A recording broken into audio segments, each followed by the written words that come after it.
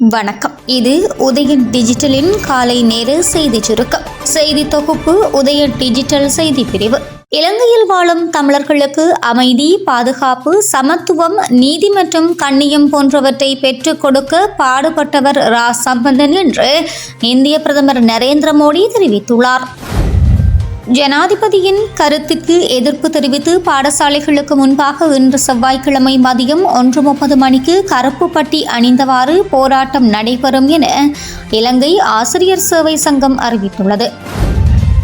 மடு அன்னை அரசியாக முடிசூட்டப்பட்டதன் 100ஆண்டு விழாவை முன்னிட்டு மன்னார் மடுமாதாவின் திருவுருவம் பொறிக்கப்பட்ட முத்திரை நேற்று வெளியிடப்பட்டுள்ளது.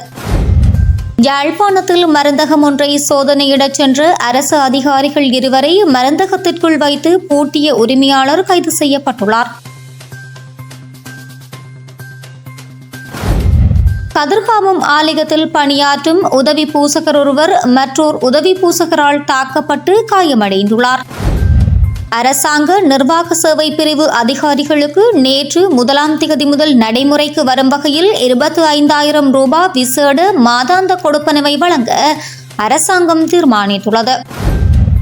யாழ்ப்பாணத்தைச் சேர்ந்த இளைஞன் ஒருவரை வெளிநாட்டிற்கு அனுப்பி வைப்பதாக கூறி 50 லட்சம் ரூபாய் மோசடியில் ஈடுபட்ட குற்றச்சாட்டில் பெண்ணொருவர் கைது செய்யப்பட்டுள்ளார். காலி வெளிவத்தையில் உள்ள பாடசாலை ஒன்றில் அதிபரின் அலுவலகம் உடைக்கப்பட்டு பணம் திருடப்பட்டுள்ளதாக தெரிவிக்கப்பட்டுள்ளது. வரலாற்று சிறப்புமிக்க திருகோணமலை திருக்கோணேஸ்வரத்தின் புனிதத்தை பாதுகாக்க வலியுறுத்தி நேற்று கவனஈர்ப்பு அமைதி பேரணி நடைபெற்றது.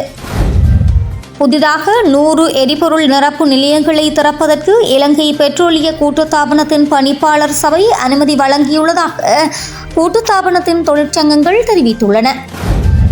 கலேவலவில் நேற்று அதிகாலை நடுவில் வைக்கப்பட்டிருந்த பூந்தொட்டியில் மோட்டார் சைக்கிள் மோதியதில் ஏற்பட்ட விபத்தில் 2 உயிரிழந்துள்ளதுடன் மேலும் 1 காயமடைந்துள்ளார். இத்துடன் உதயன் டிஜிட்டலின் காலை நேர செய்திச் சுருக்கம் நிறைவடைகின்றது. தொடர்ந்து இரவு நேர பிரதான செய்திகளோடு இணைந்திருக்கலாம்.